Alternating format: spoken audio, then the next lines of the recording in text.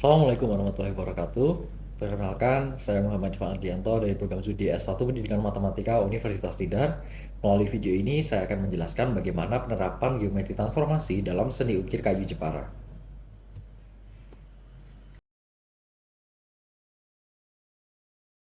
Nah, seni ukir Jepara merupakan salah satu warisan budaya Indonesia yang sudah terkenal hingga mancanegara. Seni ini berasal dari Kabupaten Jepara, Jawa Tengah, dan dikenal karena keindahan serta keunikan motifnya yang memadukan antara keahlian tangan pengrajin dengan nilai-nilai estetika lokal. Nah, motif yang umum digunakan dalam ukiran Jepara meliputi bentuk flora, fauna, hingga pola geometris yang memiliki nilai filosofis yang mendalam. Nah, ukiran Jepara ini tidak hanya diterapkan pada mebel seperti kursi, lemari, dan meja, tetapi juga pada panel dekorasi rumah, pintu, serta ornamen bangunan.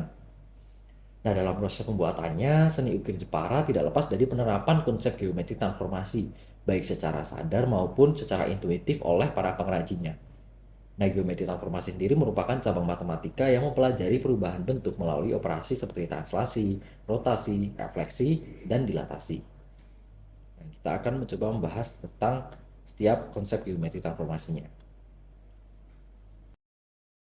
Oke, yang pertama ada translasi atau pergeseran, merupakan transformasi yang memindahkan titik-titik pada bidang dengan jarak dan arah tertentu. Nah, motif ukiran Jepara seringkali diulang dalam pola tertentu untuk menciptakan simetri dan keseimbangan visual. Misalnya, pola bunga yang diukir pada salah satu sisi kayu diulang secara sejajar di sisi lainnya.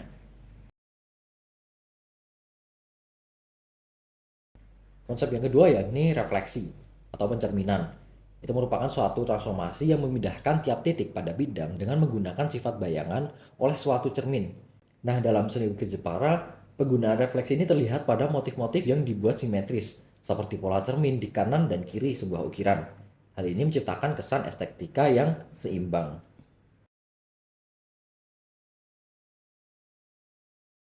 Yang ketiga ada rotasi atau perputaran, itu merupakan transformasi yang memindahkan titik-titik dengan cara memutar titiknya sejauh alfa derajat terhadap suatu titik tertentu.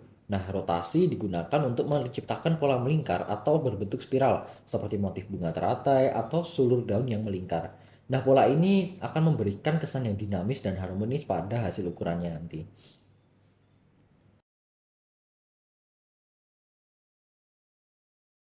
Konsep terakhir yaitu dilatasi, merupakan transformasi yang mengubah jarak titik-titik dengan faktor pengalih tertentu terhadap suatu titik tertentu.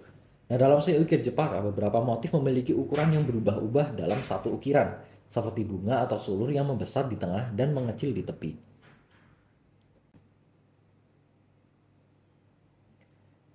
Nah, teman-teman, gambar berikut merupakan salah satu motif ukiran Jepara. Kita akan mencoba membuat sketsa motif tersebut dengan menerapkan konsep geometri transformasi menggunakan software CorelDRAW. Oke teman-teman, jadi sekarang kita sudah masuk ke software CorelDRAW. Nah, di sini sudah tersedia beberapa elemen yang nantinya kita akan merangkainya menjadi bentuk seperti ini. Nah, ini adalah salah satu motif ukiran Jepara, tipe yang floral ya, karena dia melibatkan tumbuhan yang ada daun-daun gitu. Nah, sekarang kita akan coba mensketsakan motif tersebut, merangkai motif tersebut dengan menggunakan software CorelDRAW dan menerapkan konsep geometri transformasi. Elemen yang pertama saya operasikan adalah yang ini. Kita bawa ke tengah dulu. Kemudian karena dia kan ukurannya kecil ya, harusnya besar segini. Coba kita dilatasikan dia dengan faktor skalanya 2. Nah, dia kan lebarnya 50. Karena faktor skalanya 2 jadi 100. Nah, seperti ini. Kemudian dia akan letaknya di agak ke bawah. Ini. Nah, kita bawakan, kita translasikan. Karena untuk perubahannya ke bawah berarti X-nya 0. Kemudian Y-nya min 30. Oke, seperti ini. Nah, yang kedua, setelah ini adalah bagian ini. Ini ya, kita bawa ke tengah. Kemudian ya ini tinggal kita turunkan saja segini. Untuk X-nya berarti 0, kemudian untuk Y-nya min 22. Ya, segini. Kemudian bentuk selanjutnya, atasnya itu ada bentuk yang ini. Nah, ini ya. Oke, ini kita bawa ke tengah dulu. Di sini kita perlu menggeser dia ke kanan, kemudian agak ke atas sedikit ya. Jadi untuk geser ke kanannya dia X-nya 16, kemudian Y-nya 2. Oke, udah nih. Kemudian ada lagi, oh yang ini, seperti mahkota ini. Ini ya, ini kita bawa ke tengah. Nah, karena dia kan menabrak nih, berarti kita perlu memindahkan dia atau menggeser dia ke atas. Karena kita cukup geser ke atas, berarti X-nya 0, Y-nya kita geser sejauh 25. Oke, ini ada lagi yaitu kanannya, oh yang ini di daun, yang ini ya. Nah ini kita bawa ke tengah lagi sama, terus kita perlu menggeser dia ke atas kemudian ke kanan, berarti kita membuatkan XY ini. Untuk X nya saya beri 30, kemudian untuk Y nya saya geser sejauh 23. Nah seperti ini. Kemudian yang perlu kita tekan lagi yaitu ini kecil ini. Ini kita bawa ke tengah lagi, berarti kita perlu geser dia ke atas kemudian ke kanan.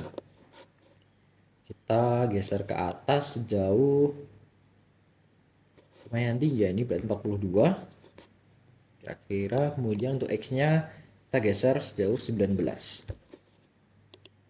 Nah itu ya sudah. Oh ya, ini pucuknya yang terakhir ini ya, tapi dia bentuknya kan kecil, sedangkan yang di contoh ini besar, maka kita perlu dilatasi atau perbesaran ya, mungkin sekitar 3 kali ya. Kalau misalnya ini 15 sudah jadi 45 lebarnya. Nah sudah, kemudian kita geser dia ke atas, berarti X nya 0, Y nya kita geser sejauh 65. Oke, udah.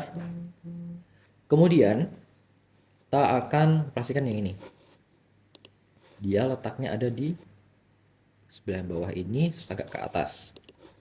Geser P, berarti kita perlu geser dia ke bawah kemudian ke kanan. Jadi untuk X nya kira-kira 65, dan untuk Y nya itu min 25 gitu. Kemudian yang terakhir yaitu ini, dia letaknya di sini ya, bawah ini. Jadi kita bawa ke tengah, kemudian kita perlu geser dia ke bawah kemudian ke kanan sebelah sini. Jadi kira-kira untuk X nya 35, kemudian untuk Y nya ini min 63. Oke, nah ini udah jadi. Nah, tapi jika kita perhatikan, dia kan bentuknya belum seimbang. Kita perlu merefleksikannya atau mencerminkannya. Jadi caranya seperti ini. Kalau kita bikin garis yang sebagai sumbu pencerminannya dulu.